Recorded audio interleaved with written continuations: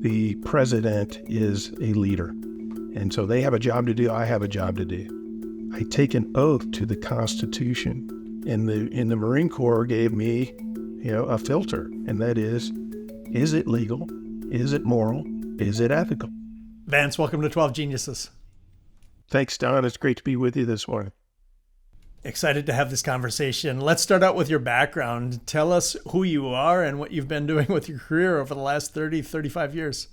You bet. Hey, Vance Cryer hail from Fort Worth, Texas, a retired Marine veteran, 28 years. I was a Harrier pilot in the Marine Corps, was a Marine assistant to the Secretary of the Navy just prior to departing active duty. And then I moved on to Lockheed Martin. I work at Missiles and Fire Control on future weapons, advanced programs, special programs. Fantastic. And our conversation is going to be around the threats to American democracy. We're going to talk about external threats. We'll talk about internal threats. And I can't think of a better guest to have a conversation around these different threats. And I think that's probably where we should start is, where do you see America's top threats? You can start with the external ones, and then we'll get into the internal ones. Both the application of new technologies and the application of older technologies in new ways are changing the character of warfare in an increasingly quickening pace. The fact of the matter is there are tens of thousands of people, both in uniform and in organizations, that get up every day to bring the demise of the United States, our people, to bring harm to our people. And so there's a myriad of threats that they are acting in these vectors, if you will. Thucydides would tell us in history, right? A history of Peloponnesian War. I don't know if you've read that book or not, but it's quoted often, but it's because it's such a treasure trove of just fundamentals and understanding. So you can go read about history of warfare 3,000 years ago, the fundamentals, right? The nature of warfare unchanging still is applicable today. And he said nations go to war for three reasons: fear, honor, and interest. And so the National War College would define national interest, in three categories: economy, security, and values. Now, values you can split into two topics: either value projection, democracy, freedoms, rule of law, freedom of navigation, blah, right? Value projection that we do as a nation, or it can be value protection, right? In the case of, take some of these other countries where we begin to encroach on what they see as their values, their way of life. They respond in a value protection kind of way, right? And so those are national interests. If it's not economy, security, or values, it's not a national interest. That's by the book. And so these competitive nations, what are they doing? Or why are they doing? What is this competition we're in? Well, one, it's economic, right? And two, it's security related. And then three, it's value related. And so within that lens, you can understand what, if you turn on the TV and you flip to what's going on in the Ukraine, right? The pundits would say, this makes no sense. What's Putin doing? It's not logical. But if you frame it within his national interest, right? Economy, security, and values makes all the sense in the world, right? He's not crazy. These other despots around the world, they're not crazy. And so as we, from our own lens, look at these complicated or complex problem sets, and the first thing out of our mouth is, well, that's the craziest thing ever. That makes no sense to me. Our instinct, rather than to assume, Kim Jong-un is crazy or illogical, we need to stop and to begin to seek to understand, what is it that's in their interest here? How do they see it? Pull yourself around to the other side of the table. What is Ukraine to Russia? Well, it's the birthplace of Russia, right? They birthed Russia. The Ukraine is the motherland of Russia. Would they give that away to the West and say, yeah, sure, go join NATO, have a ball? For value reasons, never, right? Would never. Would we give Virginia away? And security. So let's look at security. Okay, how far is Kiev from Moscow? Right? 300 and what? Something miles, right? It's close, is my point. So perceived threat, is that a security threat to them with an encroaching NATO right on their border? Absolutely. Isn't it? It's not hard to understand that viewpoint, right? And then economically. Well, in the same way that the El Centro Valley in the U.S., right, is the produce capital of the planet, but of the U.S., right, of North America. Well, what is Ukraine, right, is the breadbasket of Europe, not just, the Russia and the surrounding area, not just the Baltics. It's the breadbasket of Europe. So economically, in an economy that is an aging population, right, that has basically oil and gas as its mechanism, diversifying your economy in this uncertain future with threats growing on your border, would that make sense to you, right? Yeah, it makes sense to me. And also, Russia's population is declining. And Ukraine is 60 million people, or 40 million people, 60 million. It's a big chunk of population. So in terms of having global influence, that makes sense from my perspective as well. I don't support it, but of course it does make sense. Let's go back a little bit to, you'd mentioned that there are tens of thousands of people getting up every day and working toward the demise of the United States. And I think it's also important to say there are hundreds of thousands of people or millions of people who are part of the U.S. military and Department of Defense who are working to combat those adversaries. And you were alluding to different ways that combat and conflict are occurring. And I wonder if you could just talk about some of the ways that we are engaged in conflict, or I think Scott Stalker has called it combat below the surface of conflict. So could you talk about some of those ways and methods that these adversaries are engaging with us and working toward our demise? In order to create an opportunity to attack, you're going to pay attention to, and you're going to understand patterns of life, right? You're going to do lots of collections. Why is all of this collection going on? What is all of this data? Why is it all so important? And so they want to understand, what are the weak links? Where might they have an opportunity at the time and place of their choosing to insert some chaos into that key leader's life, right? And so these is called micro-targeting, right?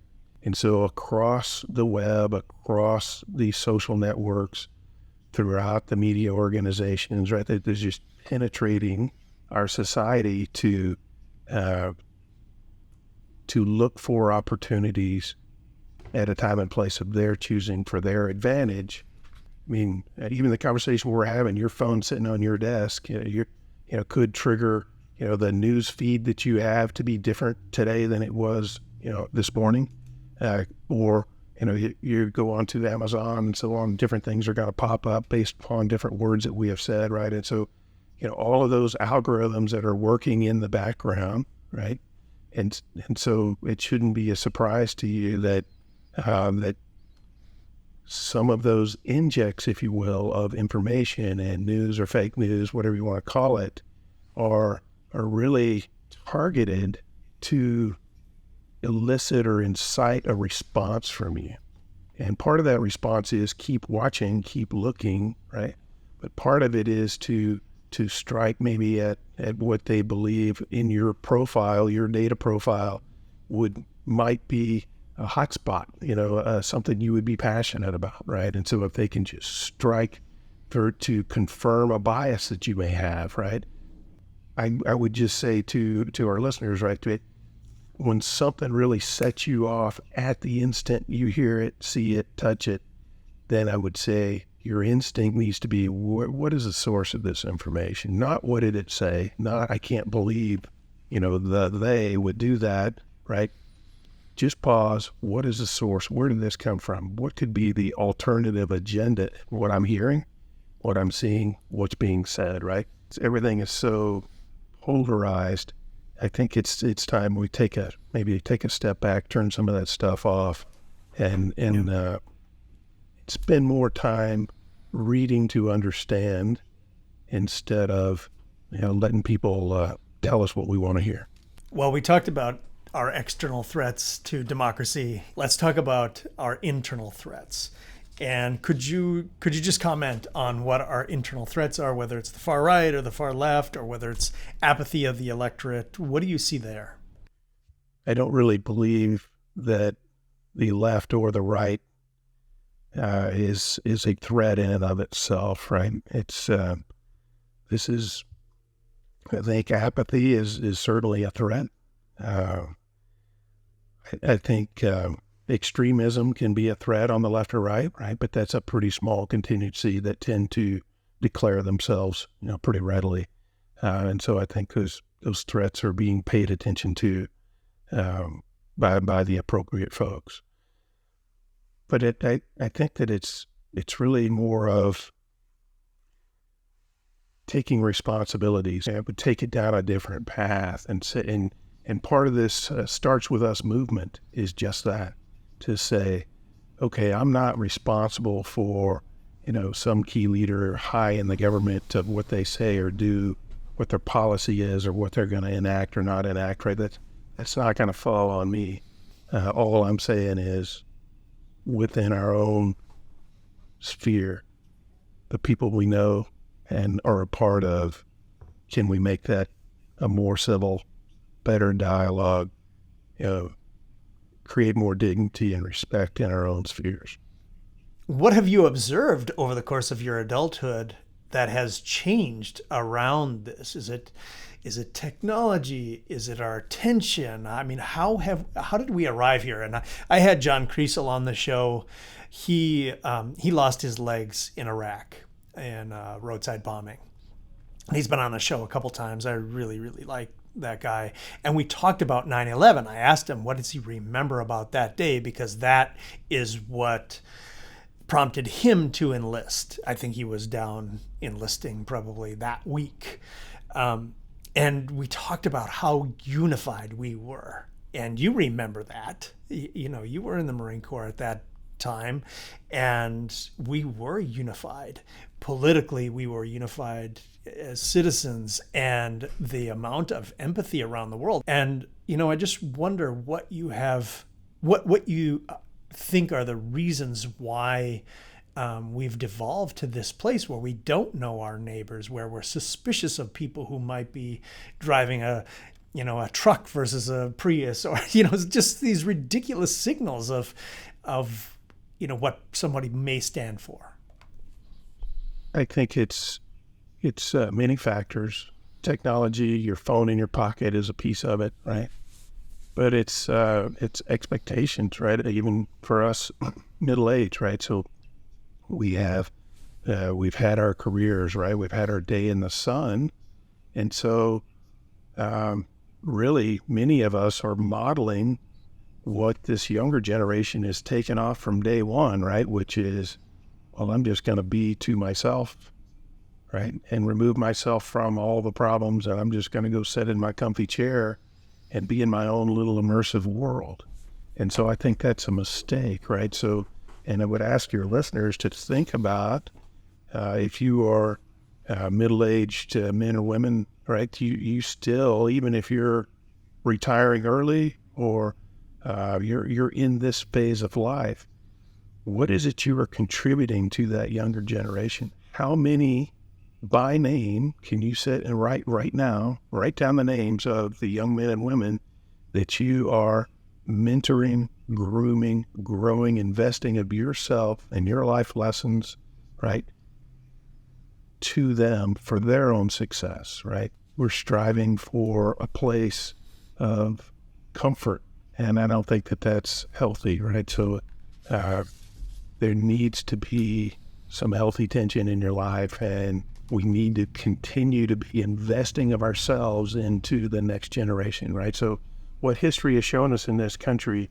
every generation has had to stand to and be accounted, right? Every generation to keep this thing going that we dream of in America. And so what are we doing? What is our generation doing to help this young generation that is really taken, I think, an unhealthy turn towards trying to find themselves, right? And what I've learned over time and what the Marine Corps taught me was that you really learn what you're good at. You learn how you're gifted, what your talents are, what your acumen is, by serving others, right? By committing to something bigger than yourself, and by giving of yourself to organizations and people that are, different than your own tribe, right? Of what you're doing in a workplace or others for their success. You learn about yourself. And you said in our email exchange, you say they want to be part of something bigger. And don't we all want to be part of something bigger? And that's to your earlier point around what is your responsibility as a citizen? So yes, we can have a life that is, just revolving around our needs, our pleasures, our passions, these sorts of things. But when you start to realize you are part of something, you're part of a community, you're part of a city, you're part of an organization, that's when you start to identify your purpose. And that's what's, I find, enduring. And that's what leads to happiness and fulfillment and all of these really, really positive outcomes. There are two paths to the top.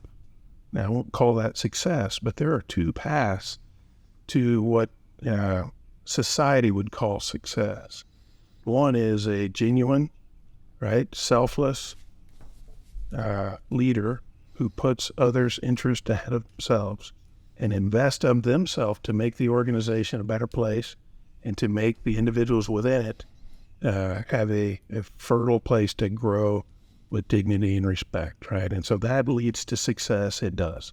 But the other is step on everybody to look 1 inch taller, right? As fast as you can, move on to the next rung on the ladder. They will both get somewhere at the top, but they're leadership models. And so the leadership model that says, I'm only interested in what I can achieve. Well, quite frankly, I don't care who you are, you can't achieve very much by yourself. Flip that and say, you've heard it said, many times before, it's amazing what you can achieve if you don't care who gets the credit, right? Well, that's a leadership mindset, but it's also in these bureaucracies that we work in and we live in within our government. It's absolutely amazing of what doesn't get achieved when everyone's trying to take credit, right? So the flip of that is also true. And so that's part of the problem. And so the recommendation is when you have a moment of success in whatever it is you're doing, the technique, and there's some Marine Corps technique, right? Sergeant Major, Senior Enlisted, go find me the youngest, most junior Marine that took part in this. And you pull them up and you give them credit for the whole thing, right? Why? Mm-hmm. Because you want to reinforce those behaviors. You're the commanding officer, right? You're going to get credit anyway. You don't have to tell anybody about it. It's not helpful. You want to put credit into deck plates where the work is actually getting done because they deserve it, right? Their work is honorable, and you want to reflect that. What I realized when you were talking about the internal threats is not necessarily that they're threats, is that they're tools of our enemies. And I was thinking about the far left and the far right, and apathy and disengaged electorate. And these are kind of outcomes. These are what our enemies want. This is not what we want. And I just wonder if you could comment on those various outcomes being the tools of our enemies, our external threats.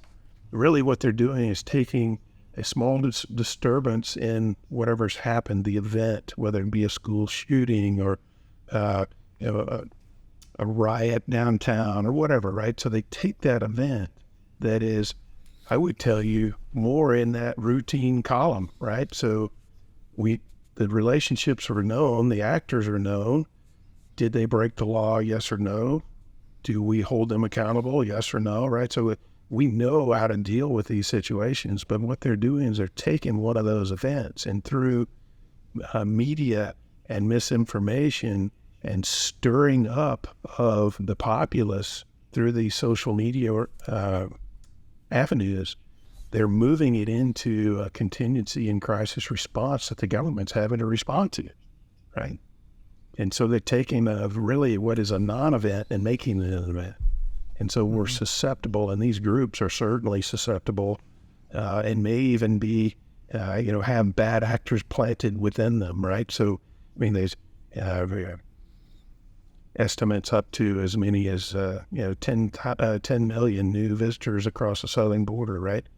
That to think that there would be no bad actors in that group, right? So as you look at these active riots on the left and right in different groups, if you were to look at that and say, well, are there any bad actors in those groups? I guarantee you there aren't, right? That are just fomenting and stirring up and again, just trying to raise that non-event into an event status that someone might respond to or react to. And at the least, it creates dissent, right? And so the disunity is really the objective, right? And so a society that has vision and then that has purpose, right? As we had at, and what brings that about? Sometimes an event like 9/11, a war attack on Pearl Harbor, right? There are points in history that can bring that about. But I guess I would say, does it have to be an event like that for us to come together? And I don't believe that's true, but it's much more likely, right? Because everybody's so busy and distracted that they're just not paying attention enough to take time to think about it, to think critically about it. Yeah. Well, Vance, to be a little cynical, I think we had a trial run in 2020, March of 2020, and we failed. Yeah. Because, we were attacked by a virus and it further divided us. And I thought, well, this is an opportunity for us to unify, for us to come together, for us to, celebrate our healthcare workers and our scientists who are working on cures. And we didn't. We failed. What does it take to unify us when an opportunity like that presents itself? Let's just zoom out, right? Not in, party agnostic here, but right from the leadership, they have to cast a vision, right? And they have to lead, right? They have to be genuine. They have to lead selflessly. And they have to communicate, here's where we're going. And when something bad happens, rather than just responding to the poll, responding to the whatever, right? Just trying to stay ahead of the narrative, which just seems like the day job these days, actually lead. Say, no, look, be genuine with people. This is going to be difficult in the following ways. You're going to experience friction and adversity in the following manners. We're going to work through this. Here's what we're doing. Here's what, we've put in place. And so, again, reestablish, resiliency approach, come back quickly, demonstrate that we're not in control, if you will, but in charge of leading our way out, right? Yeah. And so there will be mistakes.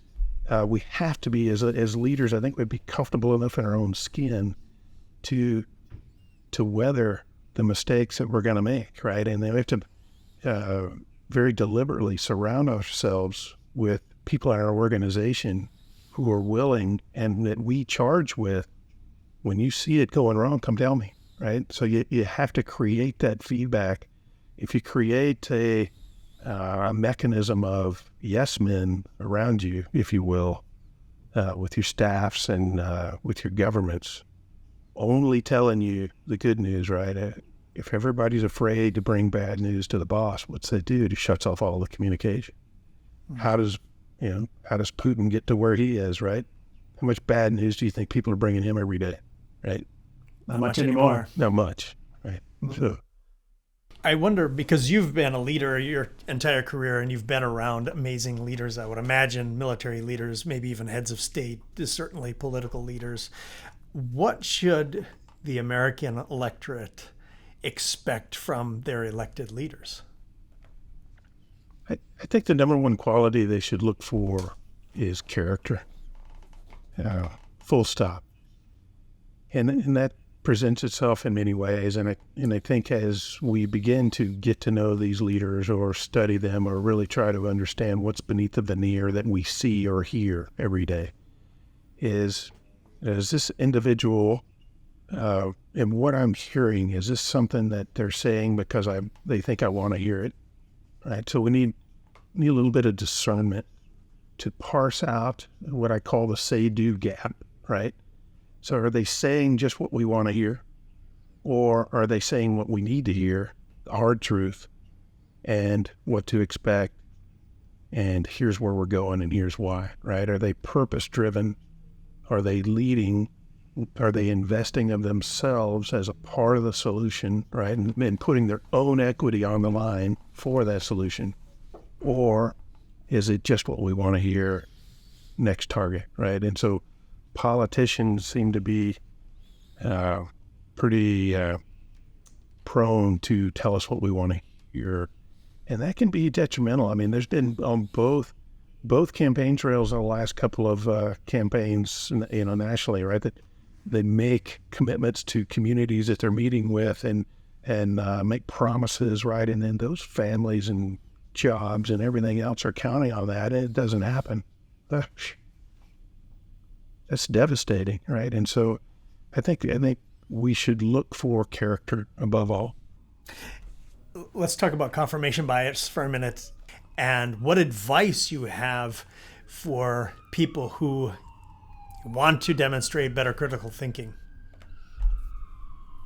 Big fan of Malcolm Gladwell and his writings. I really like how he, highlights, the fundamental attribution error, right? So the tendency of us to, when something bad happens, there's an issue, maybe with a person or maybe operationally, right? But when something happens, it's like we're psychologically, we're just wired to think the worst. And then when somebody adds something negative in there, we go right there, right? And so what Malcolm writes about is, to be a critical thinker, you've got to pause there at that moment that you feel that negative, and just pause, zoom out a little bit, and seek to understand what are the things contextually around this event, around this person, within their personal life, their work life, their career track, whatever, right? So be inquisitive, right? So that intellectual curiosity is a great leadership trait. And so seek to understand contextually what could be causing this person to act this way that I don't know about. What forces could be acting upon them to create such an action that I don't like, or that created this event or this mishap or whatever, right? And so in that seeking to understand, we can come to a point of empathy, right? That we can understand, well, that could have happened to someone else, could happen to me, right? And so it elevates our thinking and understanding of a situation, knowing when to do which one, keenly important. But as a critical thinker, I would just recommend read everything you can get your hands on. I'll add one thing to this, because so much of what we're consuming is online. And in a face-to-face scenario, you have all sorts of nonverbals that you can identify and that can help you with your critical thinking. And that pausing that you're talking about is so important when we're consuming information online. But not only do you have to pause, but then you have to go and research the source and do more due diligence that is different than in a face-to-face interaction. And that's where that intellectual curiosity comes in, right? So in the leadership roles we find ourselves in within our organizations, it's not a foul that we are all products of our own experience, right? Our own exposure, the opportunities we've had, and so on. So it's not a foul that we are not a subject matter expert on an event or a topic or an issue, a technology that comes along. And then, but we often within our own teams have a tremendous amount of expertise on that very topic. We just don't know it. Well, why don't we know it? Well, we didn't take the time to get to know our teams, right? So that curiosity can be just such a key component that even if you don't know, that's not going to be held against you.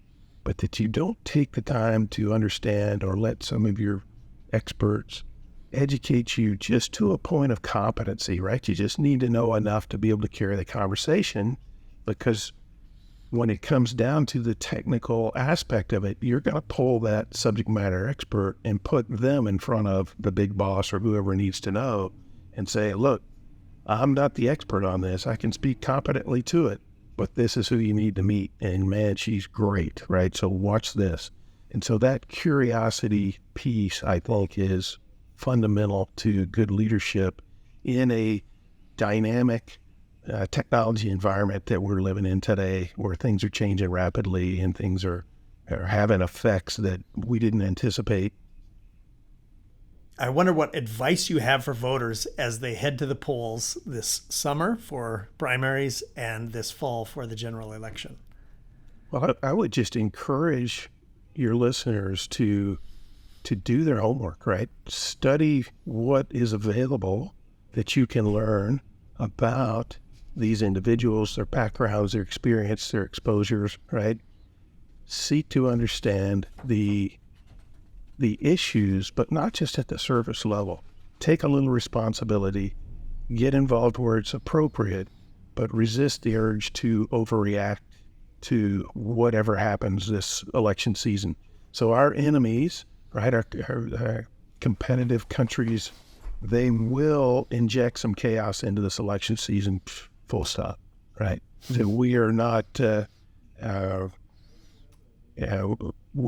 innocent of not doing that around the world either, right? So it will happen, and so when it does happen, you need to maybe take a pause and think about how you might respond in a more responsible way. I want to ask you about the oath that the military takes. And I have heard this idea that there could be a rogue leader, a rogue president who would get the military on their side. Maybe the president doesn't want to leave office and they would get the military on their side. And I just don't buy that notion, primarily because I have talked with members of the military and because they swear an oath to the Constitution. And is that... So where does the military's loyalty lie? If there is a rogue, a step out of their constitutional oath of office, then that's an issue. And the nation, the structure that our founding fathers were so thoughtful to put together can deal with those sorts of issues, right? Your military does not have a misplaced loyalty. What is it that the young man or woman who's volunteered in this volunteer force of ours, what is it they fight for, right? So you'd probably like to think, well, they're fighting for, democracy. I would tell you they're not, right? They don't fight for lofty ideals. They fight for each other, right? They fight for the person left and right of them. They fight for the people in that organization that they are a part of. Right? That's what they fight for. It's what they live and they die for. It's what they give themselves for at the most basic level. And so the thought that, this massive wave is going to, join someone off the reservation, I just think it's very highly unlikely, right? And I would say, as a student of history, you can go back and look where that happened, and let's study that. Why did it happen, right? Because it did happen, and it has happened. I think that's very unlikely in the current context of who is serving, why they're serving, what they're about. But I think it's wise to study it and understand it. Yeah. I think it's one of those conspiracy theories. It's, maybe intoxicating to believe if it supports anything that you wanted to support, but that was my sense too. It was highly unlikely, and I've talked to leaders within the military, and I never got the sense that their loyalty lied anywhere near the presidency or to certain leadership. It's to the Constitution. That's been my sense. Take a little time. It's appropriate to take time to reflect, right, as we move into this kind of chaotic season, if you will, but just reflect on our own responsibilities and how we can contribute to a positive election season in some small way, right? How we can contribute to a more positive narrative across our political system, not for a political end state, right? But because it's the right thing to do for just the dignity and the respect, and for the future for our children and our children's children, that they might find, a productive, fertile landscape to grow our democracy, right, our republic. So make it worth the price we pay, right? Take it on yourselves. Look for ways to contribute to that constructively, as we said, and look forward to a continued dialogue. Vance, this has been an incredible honor. Thank you for your time, and thank you for being a genius. Thanks so much, Todd.